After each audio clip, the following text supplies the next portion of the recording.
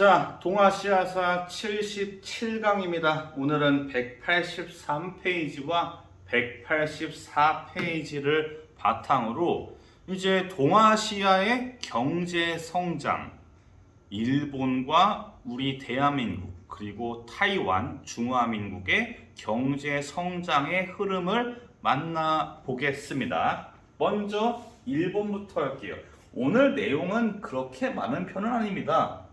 주로 이 경제 성장 파트에서 일본이라든가 특히 중국 쪽이 조금 난해합니다. 중국 쪽이 좀 많이 어렵고 나머지는 대체적으로 평이하고 한국 같은 경우는 한국사가 역시 좀 더 자세하게 교과서에 언급이 되어 있습니다. 일단 일본입니다. 일본은 이제 태평양 전쟁 때 거의 눈물의 똥꼬쇼, 어마어마하게 모든 자원을 다 꼬라박으면서 전쟁을 수행을 했기 때문에 전쟁이 끝난 다음에는 남은 게 없는 상황입니다. 이런 상황 속에서 이제 일본을 당시에 메가더등 GHQ 연합국 최고 사령부에서는 일본을 농업국가로 만들 생각을 했었는데 6.25 전쟁이 터집니다. 6.25 전쟁의 발발로 일본에서 군수품을 생산해서 가까우니까 일본에서 군수품을 생산해서 넘기는 방향으로 이제 결정을 해요. 그래서 일본의 공장들이 다시 재건되고 열심히 돌아가는 겁니다. 즉 6.25 전쟁은 일본의 경제 발전의 시작이 되었다고 봐도 좋습니다. 우리한테는 참 우리의 아픈 역사가 그들에게는 경제 이득을 가져다 줬어요. 전쟁이 끝난 이후에도 계속 일본은 고도의 성장을 이어갑니다. 그래서 50년대 중반, 55년부터 한 73년까지 쭉쭉쭉 일본이 성장을 해요. 매년 연평균 10% 이상씩 계속 고도의 성장을 하면서 일본이 성장하면서 한 명 제끼고 한 명 제끼고 계속 성장을 해서 결국에는 세계 2위, 소련을 제끼고 미국 다음 가는 경제 대국으로, 경제력만큼으로는 세계에서 2위가 되는 대국이 되는 겁니다. 이렇게 계속 성장하는 일본도 암초를 만납니다. 요 암초는 전 세계에서 이 암초를 벗어나지 못한 나라가 거의 없어요. 뭐냐? 석유 파동입니다. 석유 파동을 어렵게 설명하자면 겁나 어려운데 그냥 말 그대로 중동 지역, 아랍 지역에서 정치적인 변동이나 전쟁이 발생해서 유가가 막 올라갑니다. 유가가 올라간다? 이 말은 즉 원자재 값이 오르고 세계 경제에 큰 타격을 줄 수 있다는 얘기입니다. 일본도 마찬가지예요. 일본도 70년대에 1차, 2차 석유 파동을 거치면서 경제 위기를 맞이했지만은 일본은 여기에서 경제 구조를 혁신적으로 서비스업 같은 그런 업종이나 혹은 기술력이 필요한 고도의 첨단 기술이 필요한 그런 것으로 산업 구조를 바꿔요. 1차, 2차에서 3차 산업으로 넘어가면서 이 위기를 극복합니다. 그리고 동시에 기업들도 경영의 합리화, 최적화를 통해서 기업들도 전 세계에서 경쟁력을 갖추면서 성장하기 시작합니다. 이 위기를 극복을 해냈습니다. 이렇게 일본이 끝발이 계속 좋게 올라가면서 누가 심기가 미국입니다. 미국은 당시에 누가 뭐래도 전 세계의 최강 대국입니다. 물론 지금도 마찬가지죠. 당시에 미국을 바싹 쫓아오는 독일이라던가 일본이라던가 이런 신흥 경제 국가들이 미국을 바싹바싹 추월합니다. 여기에서 심기가 불편해진 미국이 무역 마찰을 벌입니다. 누구랑? 일본이랑. 그래서 85년에 미국과 일본의 무역 마찰이 발생하고 미국이 거의 강제적으로 엔화의 가치를 올려버려요. 엔화의 가치가 오른다. 수출이 잘 안 된다는 겁니다. 엔화의 가치가 오른다? 그럼 메이드 인 재팬의 값이 오른다는 겁니다. 그러면은 메이드 인 재팬이 잘 안 팔린다는 겁니다. 요게 단순히 일본뿐만 아니고 대한민국에도 끼친 영향이 있어요. 이따가 나오겠지만은 삼저 호황이 등장하게 된 배경 중에 하나가 바로 저기 있는 이 미국과 일본의 무역 갈등입니다. 여튼 이렇게 엔화가 막 올라가서 수출이 잘 안 되니까 당시에 기업들을 도와주기 위해서 수출에 어려움을 겪는 기업들을 도와주기 위해서 돈을 꿔주면 갚아야 되는 이자가 있잖아요. 쉽게 말해서 금리는 이자입니다. 당시에 일본 정부는 금리를 인하시켜가지고 거의 절반가량으로 금리를 깎아가지고 기업들의 어려움을 극복시켜주기 위해서 노력을 합니다. 이 금리 인하는 또 하나의 현상을 가져왔어요. 이자가 작다? 기업뿐만 아니고 일반 사람들 이 대출을 받을 때도 이자가 내려가는 겁니다. 정부가 정한 이자가 내려가면은 이 나라의 전체적인 경제 산업에서의 금융 산업에서의 이자가 같이 내려갑니다. 그러니까 우리가 지금 예를 들어서 부동산을 살 때 대출을 받고 담보대출이나 이런 걸 받아가지고 이제 집을 사는데 대출의 이자가 줄어든 거예요. 그러면은 대출의 이자가 줄어들었다? 돈을 꿀 때 큰 부담이 없는 겁니다.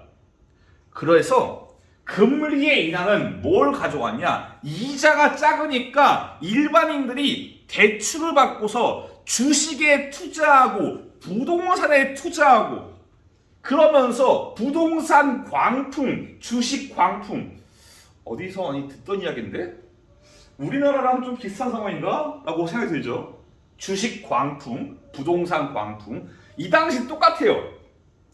좀 경제를 잘 아시는 분들은 지금 우리나라 주식에서 막 청약주 그래가지고 주식에 막 등장하는 주가에 그 주식에다가 뭐 투자를 해가지고 돈을 버는 이 청약주라는 게 있고 이 당시에 일본도 이런 청약 주식이 유행을 했어요.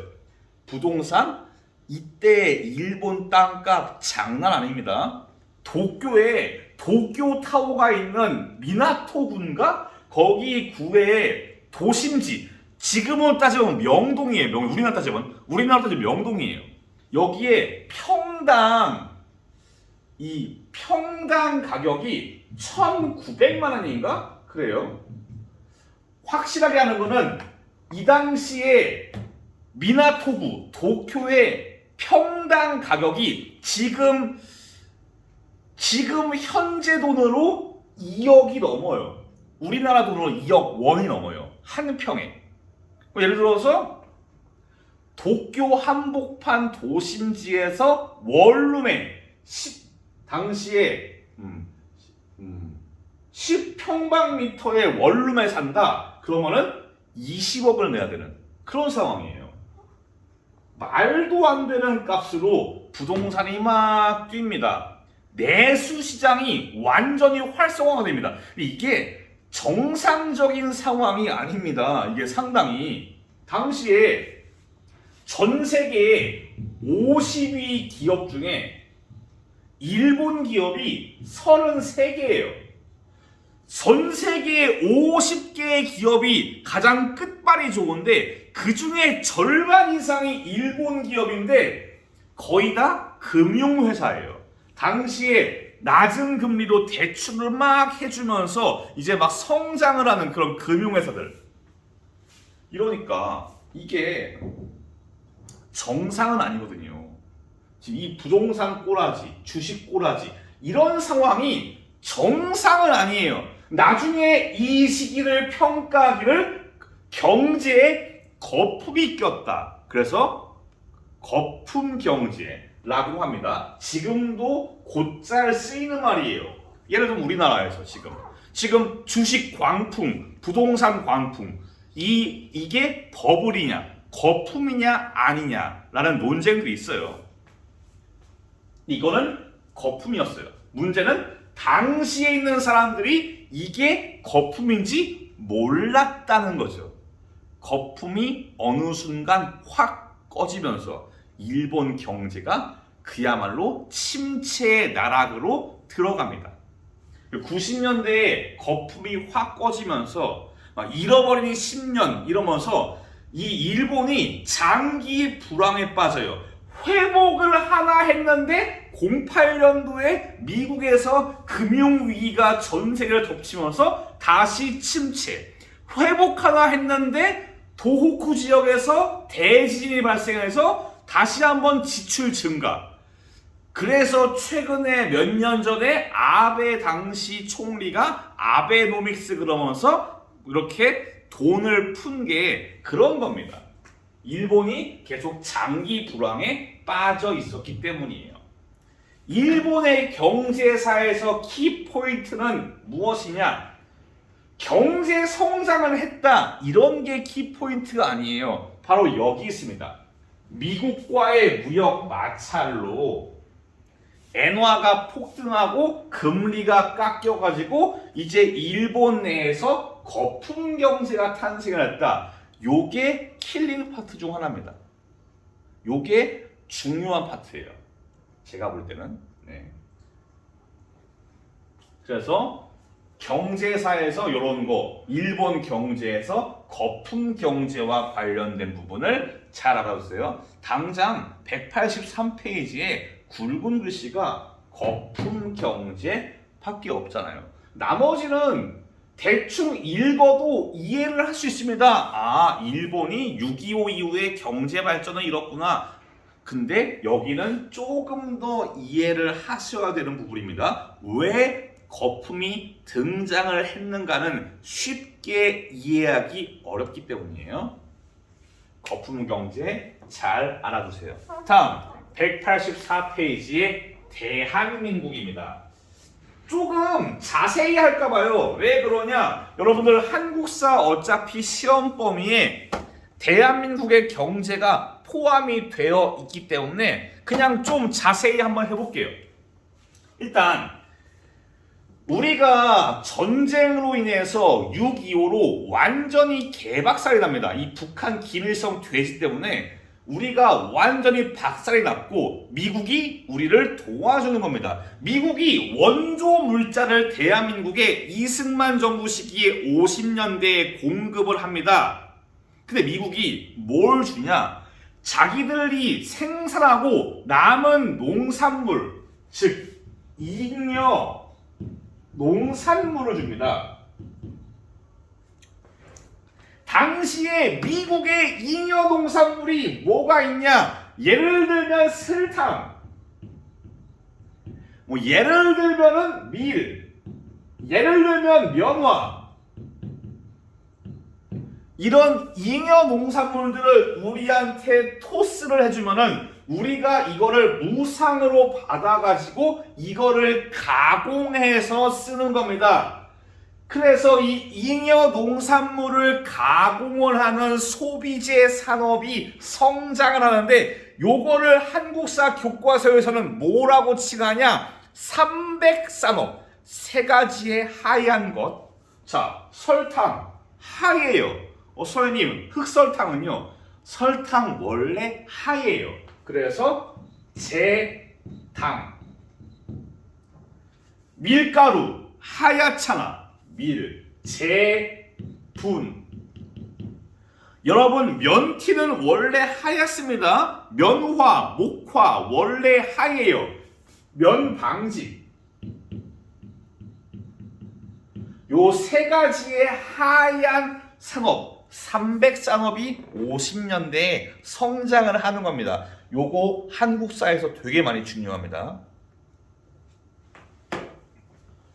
이러면서 이 삼백산업으로 이제 당시에 지금의 재벌들이 되는 그런 기업들이 점점 성장을 해요. 예를 들면 삼성의 시작이 CJ, 제일, 제당이거든요.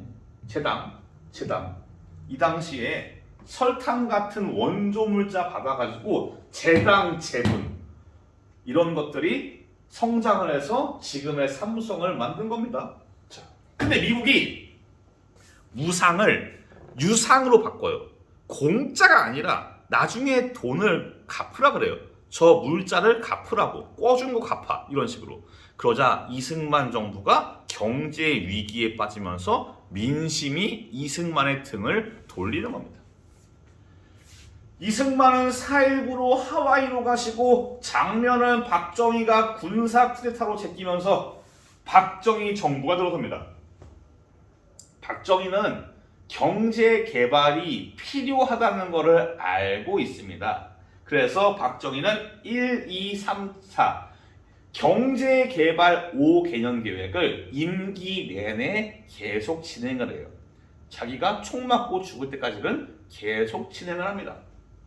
박정희는 원래 처음에 들고 온 경제 개발 5개년 계획은 원래 장면에 제2공화국에서 만들어 놓은 플랜을 많이 참고합니다.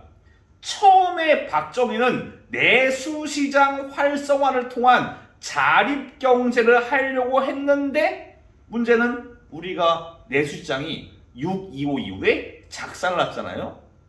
그래서 노선을 바꿉니다. 수출 주도형으로 바꿔요. 근데 우리가 돈도 없고 공장도 없고 기술도 없으니까 처음부터 고도의 기술, 고도의 자본이 필요한 산업은 발달시킬 수가 없거든요.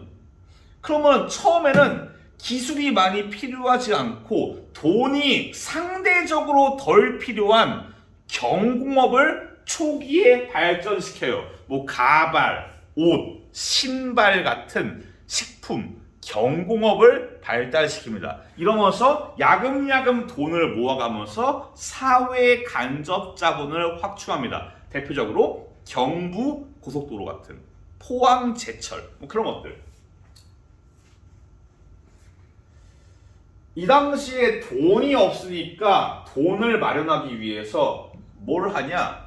한일 국교 정상화, 여기에서 8억 달러의 차관을 얻고 그리고 베트남 파병으로 외화를 확보합니다.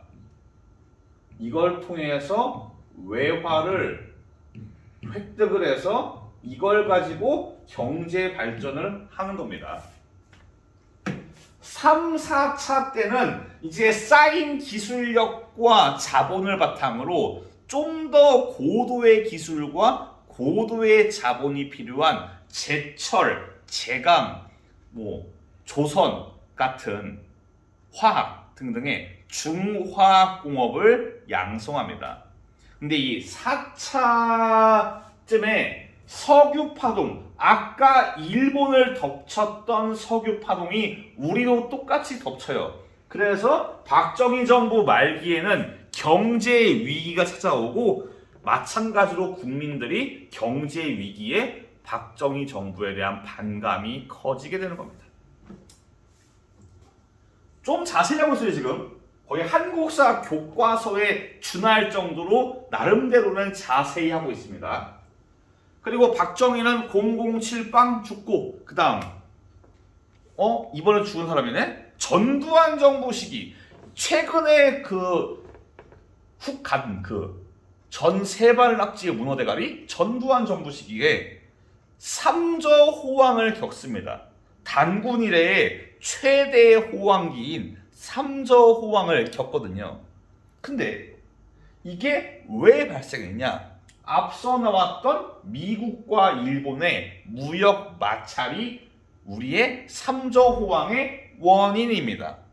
미국과 일본이 무역 전쟁을 벌이면서 일본을 그냥 막 후려칩니다.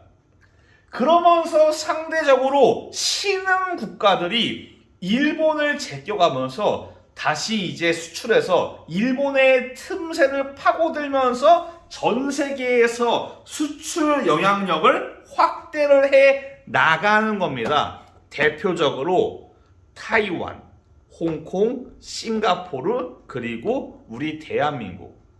수출을 많이 하든 홍콩처럼 금융을 발전시키든 이 4개의 국가를 아시아의 4마리 용이라고 해가지고 80년대 이후부터 등장한 신흥 아시아의 경제 강국들을 말합니다.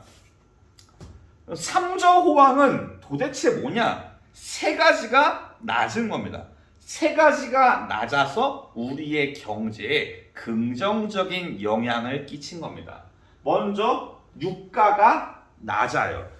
유가가 낮다, 원자재 값이 낮다, 수출 중심인 우리한테는 원자재가 낮으면은 단가가 싸지니까 경쟁력이 생기고 우리의 이윤이 올라간다를 의미합니다. 저금리, 이자가 낮다. 이 말은 기업이 아까 봤잖아요. 기업이 돈을 꿀 때 부담이 없어지고 이 돈을 꾼 거를 바탕으로 기업들이 공격적으로 이제 해외 수출에 임할 수 있다는 것을 말을 해요. 저달러, 환율이 적다. 이 말은 우리가 가격 경쟁력을 갖출 수가 있다는 겁니다. 메이드 인 코리아가 훨씬 잘 팔릴 수 있다는 얘기죠. 이렇게 삼저호황은 단군 이래 최대의 호황기로 85년 이후부터 90년대까지 우리 대한민국의 고도 성장을 가져옵니다. 그런데 이거는 사실은 너무 양적인 팽창이 과했습니다. 건강한 경제 발전이 아니라 남의 돈에 의지한 뚝딱뚝딱 후락후락 막 부랴부랴 만드는 그런 느낌의 경제 성장이었거든요. 그래서 김영삼 정부 시기에 경제개발협력기구 OECD에 가입을 합니다. 선진국만 가입할 수 있다는 OECD에 가입을 했는데 저걸 가입하기 위해서 선진국과 같은 체급으로 올리기 위해서 너무 벌크업을 심하게 해가지고 결국 우리나라 경제의 건강이 나빠집니다. 그래서 OECD 가입으로 무리한 양적 팽창을 했던 우리는 결국 IMF 외환 위기를 맞게 됩니다. 이 IMF 외환 위기를 이제 김대중 정부에서 구조조정을 통해서 외환 위기를 극복을 해서 지금은 경제 성장을 다시 이루고 있습니다. 좀 자세히 있는데 한국사에서의 키워드, 이 동아시아사 교과서 안에서의 한국의 경제 발전의 키워드는 일단 300산업은 교과서에 이렇게만 나와요. 하지만 알아두세요. 그리고 박정희 정부 시기에 경제개발 5개년 계획을 했다고요. 굵은 글씨입니다.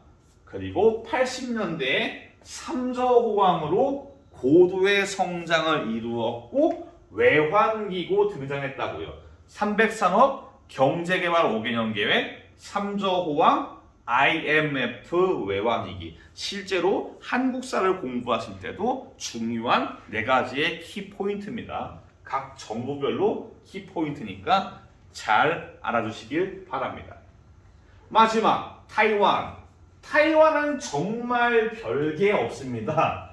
타이완은 설명할 건덕지가 별로 없어요. 일단 중국에서 쫓겨온 장제스는 국민당 정부, 중화민국은 계엄령을 거의 30년 이상을 계엄령을 때려요. 강압적인 분위기에서 정부를 이끕니다. 경제정책도 강압적입니다. 긴축재정을 실시하고 화폐 개혁을 하면서 경제를 국가가 완전히 통제하는 상황입니다. 그러면서 당시 50년대에는 중화민국의 경제가 주로 국내 시장, 내수를 강조하고 농업을 육성하는 기반을 다지는 경제의 기반을 쌓는 이제 막 타이완으로 왔으니까 이 타이완을 다시 여기에서 경제 기반을 갖고 가지고 성장을 해야 되는 거니까요. 그래서 처음에는 기반을 다진 다음에 어느 정도 기반이 들어진 1960년대에는 제조 산업을 발달시키면서 수출 주도로 점점 바꾸는 겁니다.